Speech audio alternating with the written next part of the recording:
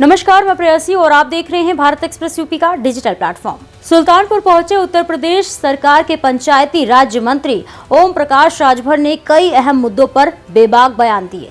मनरेगा का नाम बदलने को लेकर उठ रहे राजनीतिक विवाद पर मंत्री राजभर ने कहा कि योजना का नाम बदल देने से महात्मा गांधी का नाम खत्म नहीं हो जाएगा।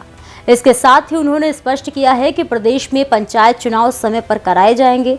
कांग्रेस और समाजवादी पार्टी पर भी उन्होंने तीखा हमला बोला। शनिवार को सुल्तानपुर आगमन पर प्रभारी मंत्री ओम प्रकाश राजभर का पीडब्ल्यूडी गेस्ट हाउस में जोरदार स्वागत किया गया। कार्यकर्ताओं ने फूल मालाएं पहनाकर उनका अभिनंदन किया। इस दौरान कैबिनेट मंत्री को गार्ड ऑफ ऑनर भी दिया गया। मीडिया से बातचीत में उन्होंने मनरेगा, पंचायत चुनाव और विपक्षी दलों की राजनीति पर खुलकर अपनी बात रखी। के अलग जैसे कोई खामियां होती है उसको दूर किया जाता है किसी योजना में। पहला चीज़ खामी ये थी कि मजदूर काम करता था, उसका समय से भुगतान नहीं हो पाता था। पहली प्राथमिकता है कि 7 दिन के अंदर उसका भुगतान होगा। 7 दिन में भुगतान नहीं होता है तो उसके पैसे का ब्याज देना पड़ेगा। ये है जी राम जी में। दूसरा है कि 100 दिन से बढ़ा के 125 दिन काम की गारंटी है उसको।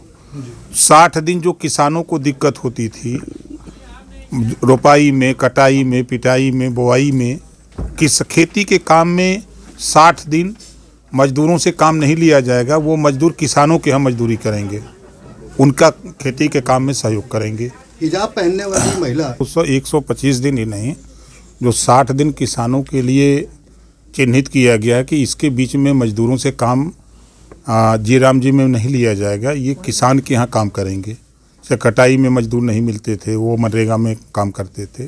तो उस पर अगर देखेंगे तो आपको 125 दिन ही नहीं बल्कि 185 दिन काम उनको मिलेगा।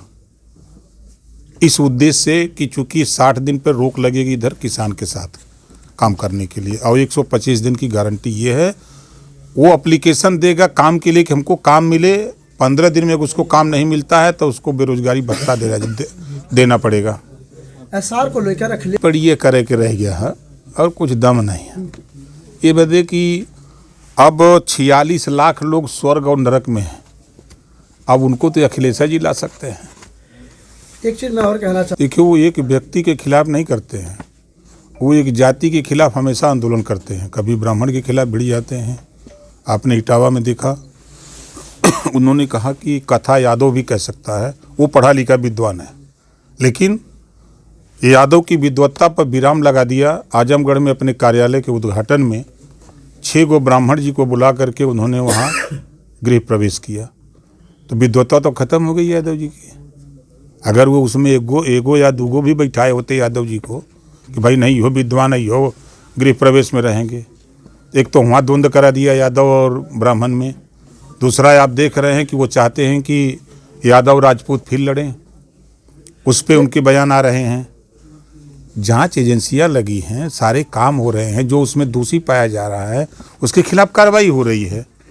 और आपकी तरह या समाजवादी पार्टी की तरह छुट्टा सांड की तरह अपराधी नहीं घूम रहे हैं। जो अपराध करने की कोशिश कर रहा है आज भी छोटा मोटा 24 घंटे के अंदर वो सलाखों में जा रहा है। मंत्री जी, 1 अप्रैल से जातिगत जनगणना शुरू हो रही है, तो क्या 27 के चुनाव पर उसका असर पड़ेगा? कोई असर नहीं है। देखिए, जातिवार जनगणना आज़ादी के बाद पहली बार हो रही है। सबसे बड़ी बात है कि जो विपक्ष कहता था कि भारतीय जनता पार्टी एनडीए सरकार जातिवार जनगणना नहीं चाहती है, मैं बार बार कहता था कि जातिवार जनगणना होगी और मोदी जी के नेतृत्व में होगी, और एक दिन में नहीं होगी लेकिन एक दिन जरूर होगी। ओम प्रकाश राजभर ने कहा कि खेती किसानी के मौसम में 60 दिनों तक मनरेगा का कार्य नहीं कराया जाएगा। काम चाहने वाले मजदूरों को प्रार्थना पत्र देना होगा और यदि 15 दिन के भीतर काम नहीं मिला तो उन्हें बेरोजगारी भत्ता दिया जाएगा। उन्होंने बताया कि जी राम जी योजना के तहत मजदूरों को 7 दिन के भीतर भुगतान सुनिश्चित किया जाएगा, अन्यथा भुगतान में देरी पर ब्याज देना होगा। अब 100 दिन की जगह 125 दिन रोजगार की गारंटी दी गई है और 60 दिन किसानों के यहाँ कार्य किया जाएगा।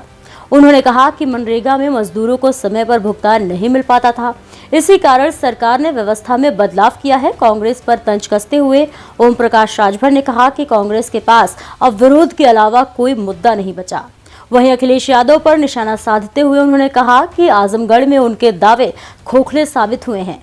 पंचायत चुनाव को लेकर उन्होंने स्पष्ट किया है कि मुख्यमंत्री योगी आदित्यनाथ से बातचीत हुई है और SIR प्रक्रिया पूरी होने के बाद चुनाव समय पर कराए जाएंगे।